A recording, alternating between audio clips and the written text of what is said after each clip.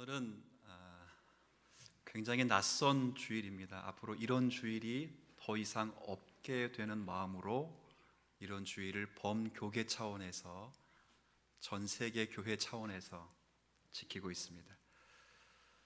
저는 이 땅에 교회가 존재하는 그 이유, 존재하는 것은 성경적 가치를 굳게 지켜서 복음적 사명을 다하는 것이라 그렇게 지금까지 믿고 있고 확신하고 있습니다.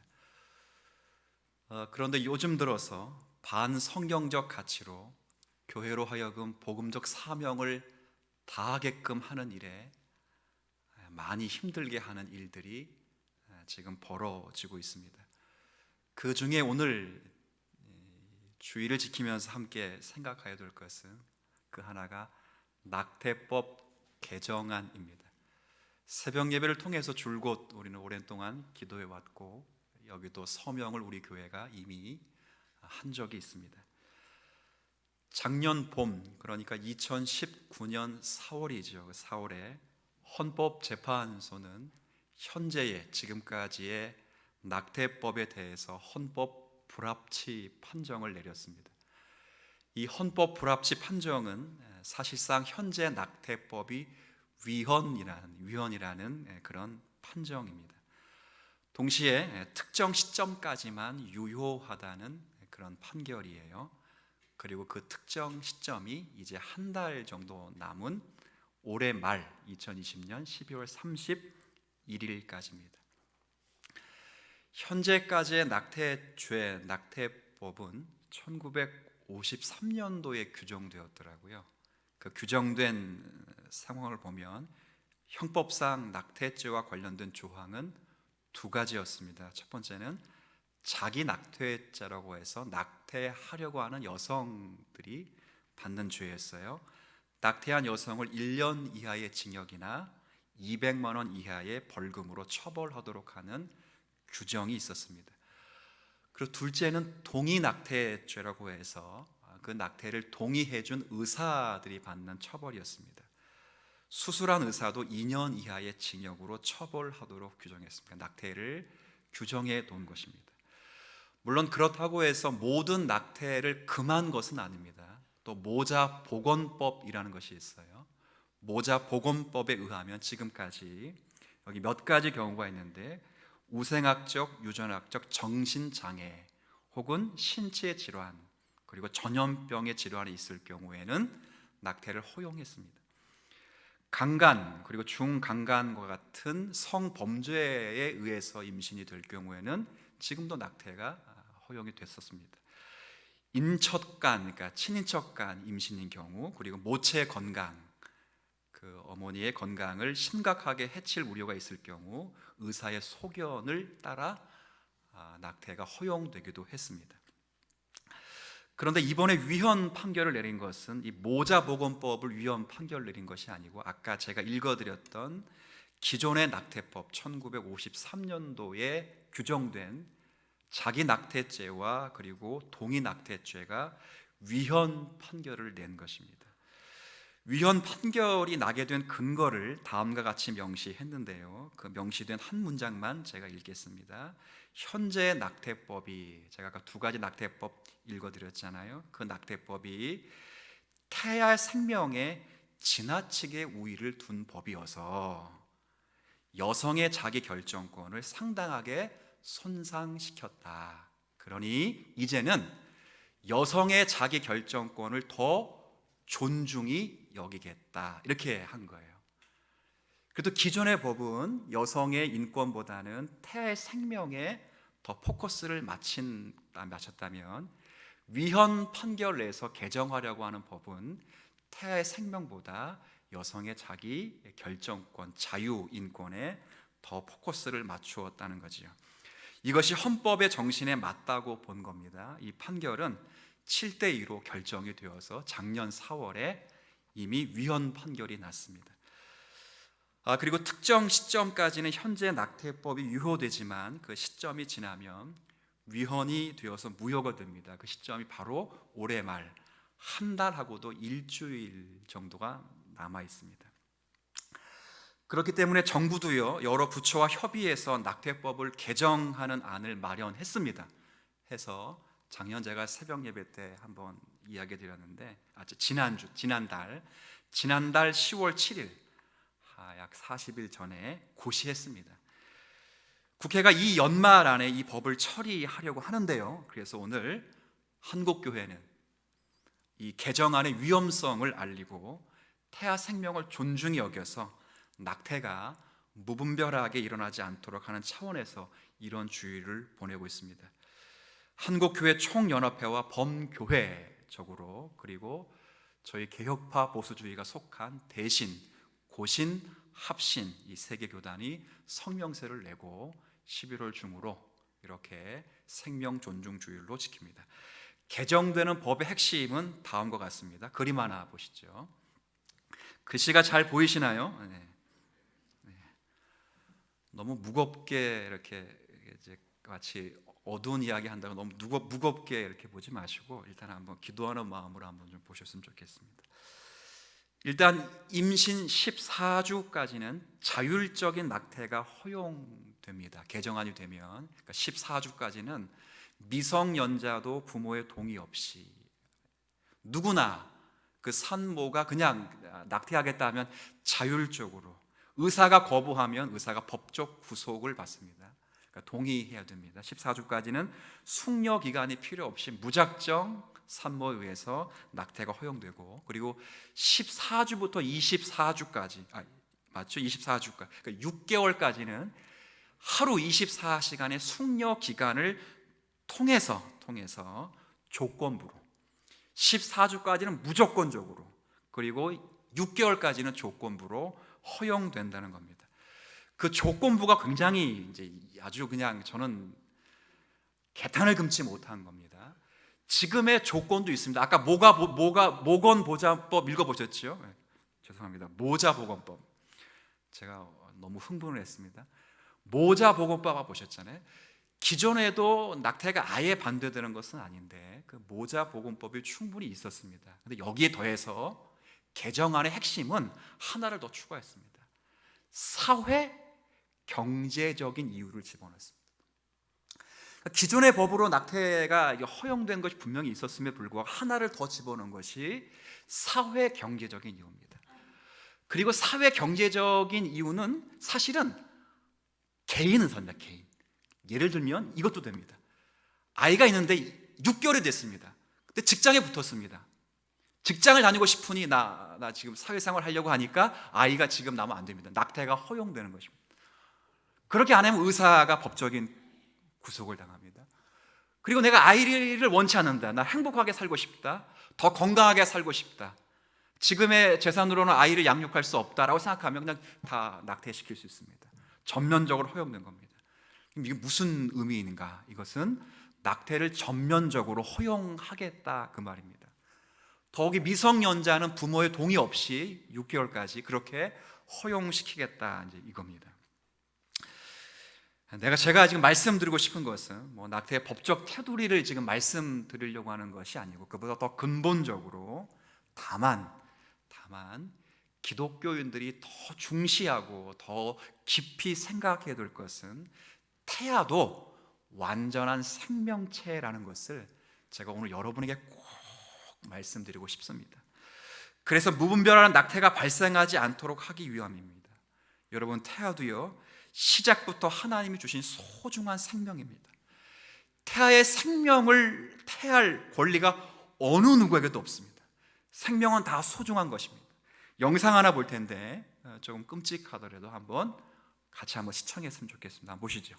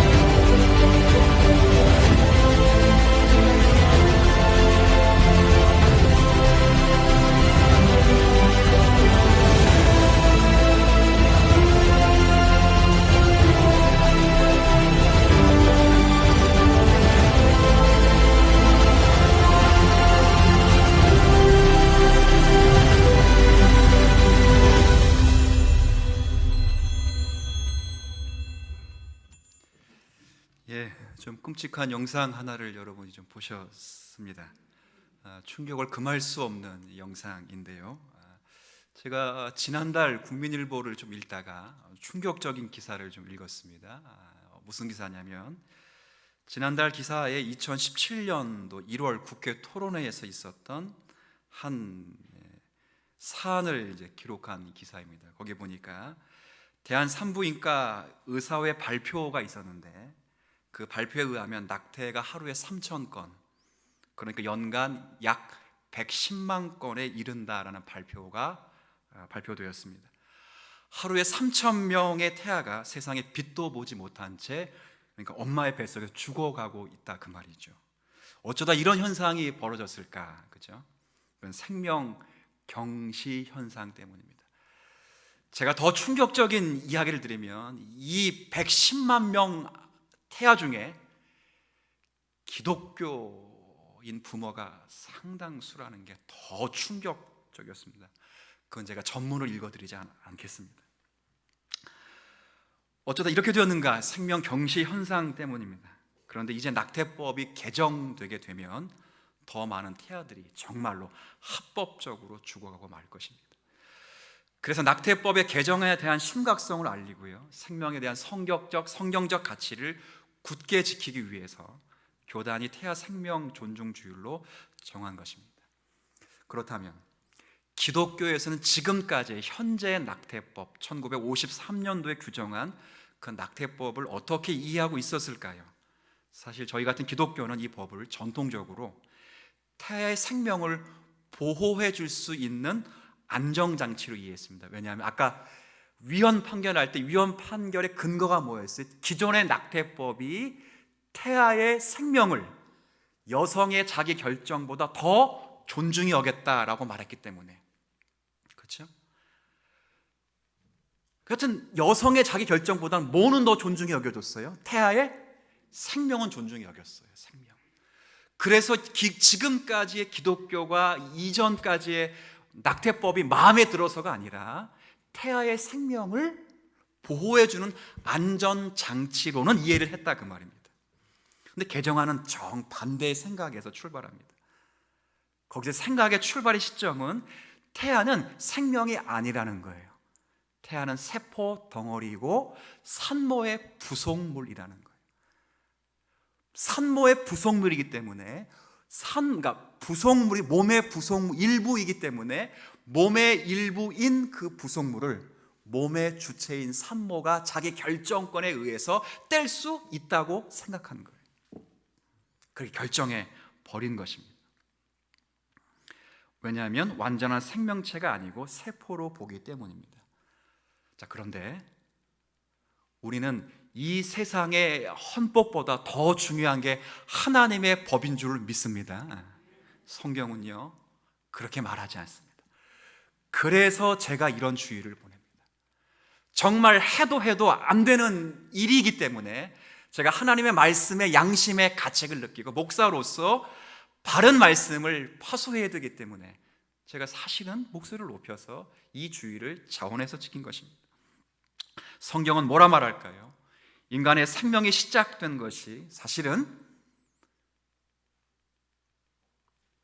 어머니 뱃속에서 나올 때가 아니고요, 난자와 정자가 수정된 그 순간부터 하나님의 생명이 태동됐다고 분명히 이야기해 주고 있습니다. 물론 모든 생명은 다 소중합니다. 그러나 특별히 인간의 생명이 짐승의 생명보다 훨씬 소중한 것은 인간은 하나님의 형상으로 창조된 생명이기 때문에 그렇습니다. 하나님의 형상으로 창조된 생명을 어느 누구도 스스로 그것을 해할 수 없습니다. 스스로 해할 수 없고 남도 해할 수 없습니다. 하나님의 형상으로 창조된 하나님의 사람은 하나님만이 그렇게 하실 수 있습니다. 나중에 집에 가서 창세기 9장 6절을 읽어보십시오. 노아의 홍수 사건, 심판 사건이 끝났습니다. 그리고 마른 땅을 밟을 때 하나님이 노아와 언약을 맺으십니다. 그 언약을 맺을 때에 생육하고 번성하라, 땅에 충만하라 라고 아담과 하와가 맺었던 언약을 똑같이 맺어줍니다. 그리고 그들에게 식량을 줍니다. 홍수가 1년 넘게 있었기 때문에 먹을 것이 없습니다. 그래서 노아의 방주 안에 있었던 짐승을 먹게끔 허락합니다. 그리고 드디어 짐승이 식재료가 됩니다. 그럴 때 뭐라 말씀하시는가? 짐승을 죽임으로 사람을 죽이기가 쉽다. 짐승을 죽이듯 사람을 죽이지 말라라고 말씀하시고 9장 6절에 이는 사람을 죽여야 되지 말아야 가장 중요한 이유는 이는 하나님께서 사람을 자기 형상대로 지었기 때문이다. 분명히 명시해 두었습니다. 살인하지 말아야 될 가장 중요한 이유, 사람이 하나님의 형상이기 때문입니다. 불쌍해서 아니에요. 윤리와 도덕은 기준이 지나면 바뀝니다. 바뀝니다. 불쌍해서, 인도주의적 차원에서 NO! 하나님이 말씀하셨기 때문입니다. 이런 현실에서 교회는 성경을 근거로 낙태에 대한 입장을 성경적으로 분명히 정리해야 됩니다. 여러분, 성경은 태아를 어떻게 규정할까요? 오늘 제가 여러 번 몇 번 반복한 것처럼 태아는 하나님의 형상으로 창조된, 함께 합시다, 완전한 생명체, 완전한 사람, 완전한 생명체, 완전한 사람으로 선포합니다. 바꿔 말하면 영혼이 있는 창조물이라는 뜻입니다. 영과 육이 온전한 사람, 그래서 모체에서 지어져가는 사람, 그럼에도 불구하고 완벽한 하나님의 형상으로 창조된 인간. 그러나 방금 전에 제가 설명드렸듯이 개정하는 정반대입니다. 태아를 완전한 사람으로, 생명체로 보지 않고 세포 덩어리로 보고 혹은 장기의 일부로 봅니다. 그러니 그 장기를 소유하고 있는 자가 필요에 의해서 덩어리를 떼어내듯이 떼어낼 수 있다고 생각하는 것입니다. 고름을 떼어내듯이, 암덩어리를 떼어내듯이 떼어낼 수 있다고 본 것입니다. 그렇지 않습니다. 물론 지금의 모든 법들이 전통 로마법을 기준으로 하고 있습니다. 로마법에도 이렇게 나와 있어요. 제가 찾아보니까 고대 로마법에는 출생 전 태아는 모태의 일부일 뿐 사람이 아니라라고 했고요. 지금의 우리나라 법도 실제로 오늘날 우리 법도 태아를 사람으로 규정하지는 않습니다. 사람으로 규정하지 않습니다. 지금의 법이 그렇습니다. 사람으로 규정하려면 어머니 뱃속에서 일단 나와야 됩니다.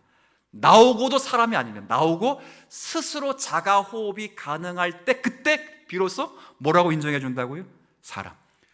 그러나 지금까지 그럼에도 불구하고 기독교가 그 법을 옹호해 준 것은 그럼에도 그 법 테두리 안에서 태아의 모는 보호해 줬기 때문에, 생명만은 보호해 줬다는 거예요. 근데 개정하는 그것까지 보호할 수 없다는 거. 왜? 헌법에는 사람이 아니라고 되어 있으니까 동일하게 맞춰야 된다는 거예요. 그래서 태아의 생명보다 여성이 가지고 있는 사람으로서의 자기 결정권, 요즘 말로 하면 인권이라고 하지요. 그 인권을 더 존중히 여겨서 낙태를 전면적으로 허용하려고 하는 것입니다. 그러나 성경은 법 전통과 확실하게 대조됩니다. 제가 오늘 여러분에게 이야기하고 싶은 것 가운데 가장 큰 핵심 중에 하나는 세상의 법과 하나님의 법이 충돌할 때 선택을 해야 됩니다. 이것이 잘 어울려지면 굉장히 좋고, 혹은 약간 유동적이면 보완하면 되는데, 전면적으로 거역하게 되면 교회는 하나님을 기쁘시게 하랴, 사람을 기쁘게 할까 선택을 해야 됩니다. 그러나 저는, 그리고 앞으로 주님사랑교회는, 한국 보수교단은 태아의 생명이 완전한 하나님의 생명체임을 선포하고 끝까지 개정안이 나올 때까지 기도하고 처리할 것을 요청할 것입니다. 성경은 여기에서 더 나갑니다. 오늘 시편 139편을 읽었는데 13절 말씀을 여러분께서 13절을 다시 한번 읽어주시겠어요? 시작.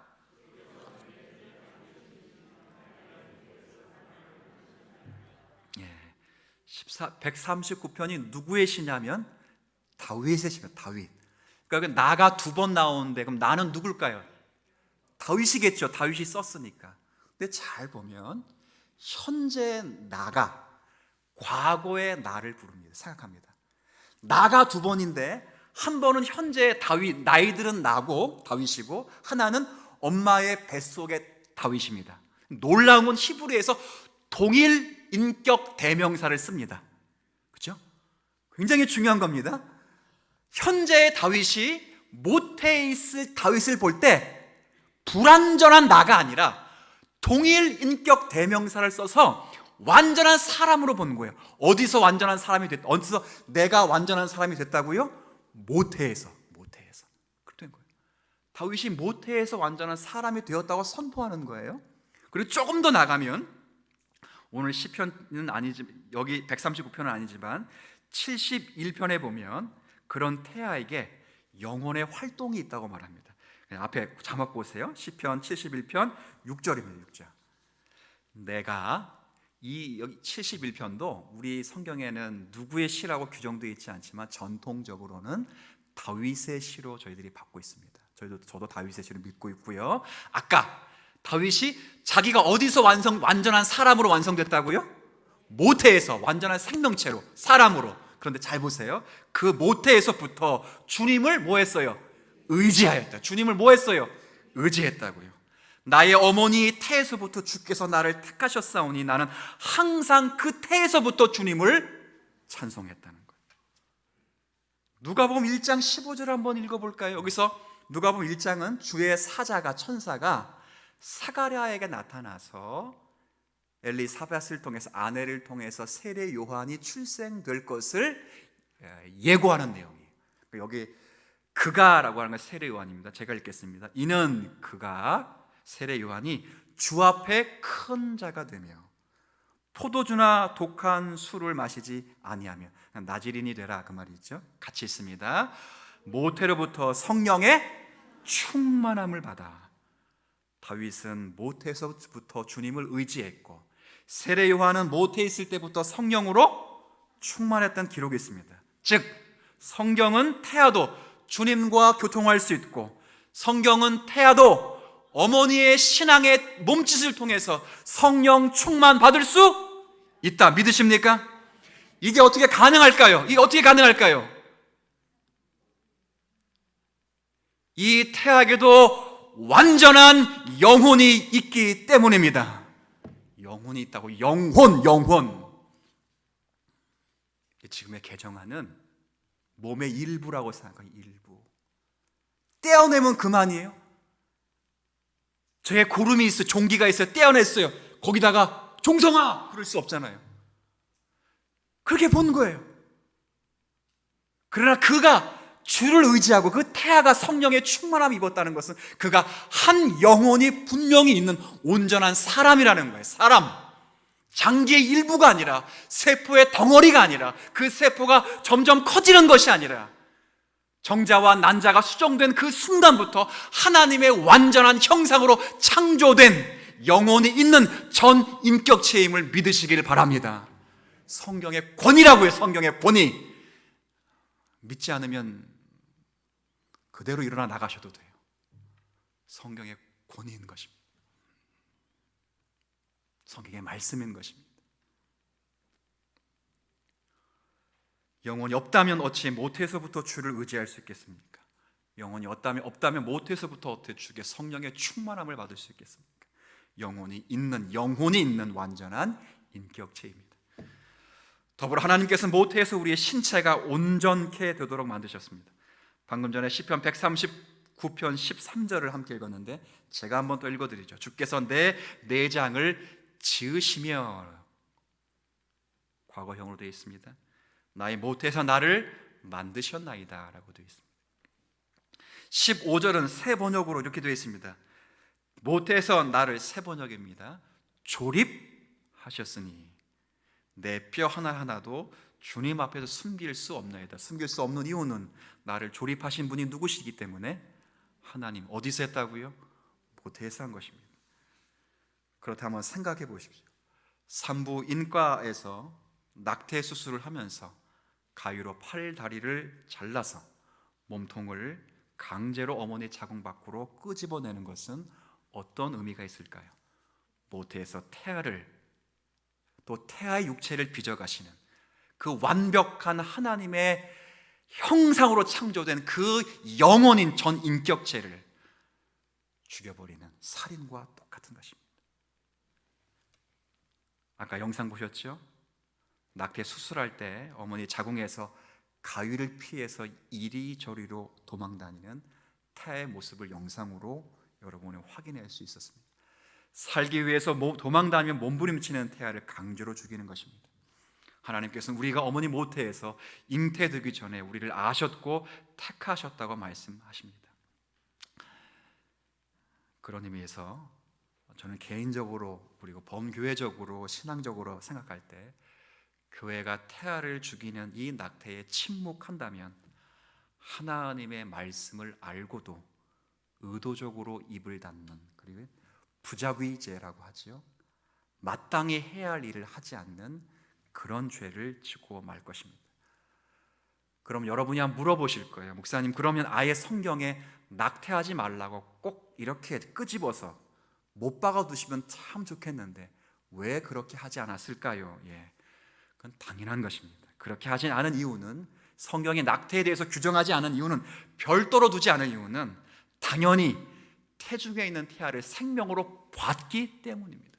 그래서 교회는 낙태를 그래서 제6계명 살인하지 말라라고 하는 그 계명과 함께 이해를 해온 것입니다. 그러니 교회는 태아의 생명이 여성의 자기 결정권보다 우선된다고 하는 것, 반드시 그것 자체가 잘못됐다는 것을 생각하시고 우리가 기도하며 나아가야 됩니다. 물론 과거 한국 사회는요, 경제개발 우선 정책 아래에서 인구 존절을 한다고 해서 아마 산하 제한 정책을 시행했습니다. 1970년도에 이런 표가 있었죠. 둘만 낳아 잘 기르자고 하다가 1980년도에 들어와서는 이런 표를 냈습니다. 잘 키운 딸 하나, 10아들 부럽지 않다라고 했고요. 제가 또 하나 표를 한번 조사해 보니까 이런 표도 있었더라고요. 하나 낳아서 젊게 살고 좁은 땅 넓게 살자, 이런 표도 있었습니다. 그러다가 1983년 이후 출생률이 2.1명 이하로 떨어지기 시작합니다. 그러나 이때도 교회들은 정부의 산하 정책에 대해서 어떤 저항도 하지 않았습니다. 교인들이 순응하며 사실은 낙태도 하였습니다. 그리고 잘 살아보세요라는 일에 몰두하였고요. 교회도 그런 잘 살아보자는 일에 몰두해서 신앙을, 기복신앙과 함께 사실은 대형 교회들을 중심으로 해서 그렇게 성장 중심의 방향을 잡았습니다. 근데 그런 성장 중심을 맡고 있는 21세기가 되는 시점에서 인구의 절벽 상황을 맞게 됩니다. 여러분 잘 아시는데 2017년도가 되면 우리나라는 이제 1명 이하의 출생률이 되고요, 올해 2020년에는 출생률이 0.8명, 놀랍게도 전 세계에서 최하위입니다. 꼴찌입니다. OECD 가운데 꼴찌가 아니라 전 세계, OECD는요 그래도 잘 먹고 잘 사는 나라가 많아요. 그런 나라들보다 제일 꼴찌가 아니라 전 세계에서 가장 꼴찌가 되어버렸습니다. 우리 사회는 인구 절벽이라는 엄청난 재난 앞에 지금 서 있습니다. 교회는 참된 복과 생명의 중요성이 잘 사는 것보다 훨씬 우선된다는 것을 사실적으로 가르치지 못했습니다. 정말 교회의 부끄러운 자화상이기도 합니다. 교회가 시대를 견인하지 못하고 끌려간 우리의 안타까운 역사이기도 합니다. 교회가 회개하고 정말 회개해야 됩니다. 그리고 우리 성도들 개개인도 실제로 회개해야 합니다. 교회가 생명의 복을 가르치지 못하고 시대를 분별하지 못했던 그 어리석음을 회개해야 되고, 우리 성도들이 가르침을 받지 못하고 무지하게 태의 생명을 지웠던 지난날을 회개해야 됩니다. 너희가 죄가 주홍 같을지라도 눈과 같이 휘어질 것이요 진홍같이 붉을지라도 양털같이 희게 될 것이라는 말씀을 부여잡고 그렇게 정말 회개하는 마음으로 회개해야 됩니다. 그리고 더불어 이제라도 정신을 차리고요, 우리가 태아가 하나님이 주신 생명이라는 것을 다시 한번 기억해야 되겠습니다.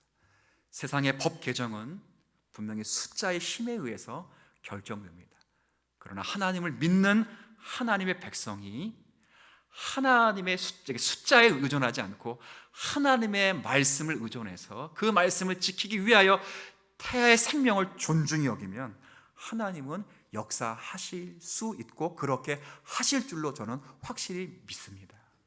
한 산부인과의 의사의 이야기가 저는 지금도 그 의사의 외침을 잊을 수가 없습니다. 그는 낙태 수술을 하면서 30년 동안 교회를 다녔는데 30년 동안 교회를 다니면서 한 번도 강단에서 낙태가 죄입니다라는 설교를 한 번도 들어보지 못했답니다. 한 번도요. 한국교회는 낙태는 하나님께서 이 땅에 주신 생명을 죽이는 죄라고 선포하고 올바르게 가르쳐야 합니다. 물론 이와 동시에 애초에 원하지 않는 임신을 줄이는 성교육이 반드시 필요합니다. 학교에서, 가정에서, 그리고 사실은요 교회에서도 합니다. 교회에서도 합니다. 레위기에 나타난 하나님의 백성들이 자신의 후손과 자손들에게 정한 것과 부정한 것을 가르쳐 주듯이, 물론 그리스도의 완성을 구속을 근거로 해서 그런 모든 의식법이 폐지됐음에도 불구하고 그 정신이 아직까지 우리에게 남아있기 때문에 그런 정신을 존중히 여겨 우리 아이들에게 성교육을 해야 됩니다. 자기 몸을 지킬 수 있는 교육을 우리가 사실은 해야 돼요. 여기서 자유롭지 못합니다. 그리고 기존의 낙태법도 잘 보면 아까 자기 낙태죄와 동의 낙태죄를 보면 제일 중요한 누가 빠졌다고 생각이 돼요. 혹시 눈치 빠른 분들은 딱 볼 거예요. 이 기존의 낙태법도 사실은 완전한 게 아닙니다. 아까 자기 낙태죄는 누가 법으로 처벌을 받는 거냐면 여성 산모입니다. 동의 낙태죄는 누가 처벌받는 거지요? 수술해준 누가 빠졌습니까? 잘 보세요. 누가 빠졌습니까? 그렇죠. 임신을 책임져야 될 남성이 빠졌습니다. 그렇게 개정하도록 우리가 요구하는 겁니다. 그렇게 개정하도록. 아시겠어요? 근데 남성은 아예 빼놓은 걸 더 빼놨습니다. 빼놓고 전면적인 허용을 한 겁니다.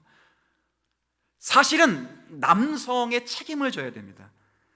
예를 들면 제가 이것 때문에 찾아봤는데 유럽은요 이미 이와 관련된 여러 법안들을 통과시켰어요. 남성에게 책임을 지어주는 것. 유럽의 낙태 건수가 그렇게 한국보다 잘 삶에도 불구하고 질이 좋은 양질의 삶을 삶에도 불구하고 낙태가 적은 것은 임신 책임 있는 남성에게 반드시 양육비를 책임지게 하기 때문입니다. 제가 덴마크 법을 봤어요. 덴마크 법은 16세 이상의 청소년일지라도 임신 책임이 있으면 부양자가 되어서 최소한 20년 이상 양육비를 부담하게 만들었습니다. 어떤 현상이 일어났을까요? 원치 않는 임신이 줄어들게 됐습니다. 그리고 두 번째는 낙태가 자연적으로 줄어듭니다. 물론 이와 동시에 태아의 생명을 지키기 위해서 어린 미혼모들을 보호해 줘야 합니다. 그리고 그 어린 미혼모들에게 태어나는 아이들을 안전하게 출산할 수 있도록 최선을 다해 돌봐야 줘야 돼요. 야고보서 2장 15절부터 17절 이런 말씀이 있죠. 만일 형제나 자매가 헐벗고 일용할 양식이 없는데 너희 중에 누구든지 그에게 이르되 평안히 가라, 덥게 하라, 배부르게 하라 하며 그의 몸을 쓸 것을 주지 아니하면 무슨 유익이 있으리요? 배가 고픈 성도가 있어요? 배가 고픈 이유가 있어요? 근데 밥도 안 사주면서 밥 먹어라 그럴 수 없잖아요. 추운 겨울에 잠바도 없는 그 아이에게 따뜻하게 다녀라 그럴 수 없어요. 돈도 없는데 해주라 그 말에 해주라. 감사하게도요 이 개정안이 지난달에 굉장히 위험한 개정안이 선포된 이후부터 한국교회가 변화되기 시작하면서 미혼모 복지시설을 운영해야 된다는 목소리를 내고 있습니다. 그리고 이렇게 저희 교회처럼 태아 생명 존중 주일로 보내는 모든 교회들이 거기에 주일 헌금을 도네이션하기로 그렇게 협의하고 그렇게 기도하고 있습니다. 우리가 그렇게 하는 마음으로 하나님 앞에 기도하고 물질과 시간을 드리면 태아들을 살리는 일들을 우리가 잘 감당할 수 있을 것입니다. 오늘 태아 생명 존중 주일로 보내는데요, 주일 앞에 뭘 붙이는 건 굉장히 위험한 겁니다. 제가 뭐 어버이 주일, 어린이 주일 이렇게 안 하잖아요. 제가 주일 앞에 뭐가 주인공이 될 수는 없어서 어린이를 생각하는 주일로 바꾸잖아요. 어버이를 생각하는 주일. 근데 제가 이번에는 태아 생명 주일, 존중 주일 아예 명시했습니다. 내년에는 뭐 안 지킬 것 같아요. 잘 되면 그렇게 했어요. 그렇게 했다고요. 신앙 고백의 정신을 따라서 교회가 저도 존중히 여겼습니다. 오늘 제가 말씀드린 것 가운데 한 가지 분명히 기억하실 것은 태아의 생명을 존중히 여기며 성경의 정신을 회복해야 됩니다. 성경은 태아를 완벽한 하나님의 형상으로 창조된 뭐라고요? 따라합시다. 생명, 사람이라고 보는 거예요. 하나님께서 여러분을 모태에서 만드셨고요, 태아는 그런 의미에서 하나님의 온전한 형상으로 창조된 생명입니다. 이 태아의 생명을 존중히 여기는 자, 이것이 하나님을 존중히 여기는 걸 거예요. 성경 마지막 구절 한 구절, 제가 묵상하다가 이 구절이 갑자기 마음에 들어왔어요. 잠언 31장 8절 말씀 같이 한번 읽어주시겠어요? 시작. 너는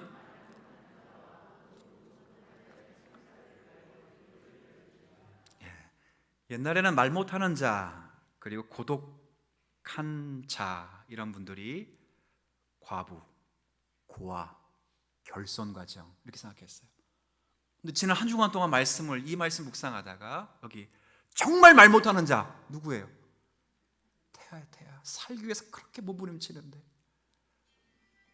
말 못하는 자, 송사도 할 수 없어요. 누구에게 도와줘! 라는 말도 못해요.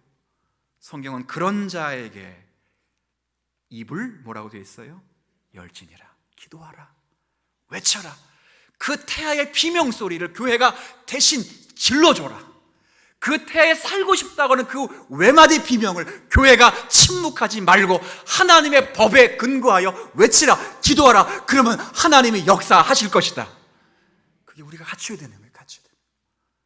여기도 한국교회가 눈을 감고 한국교회가 지금의 법의 테두리에 무릎을 꿇고 은근슬쩍 넘어가면 이제는 한국교회의 위기가 올 뿐 아니라 한국교회의 문을 닫아야 될 현상이 있을 것입니다.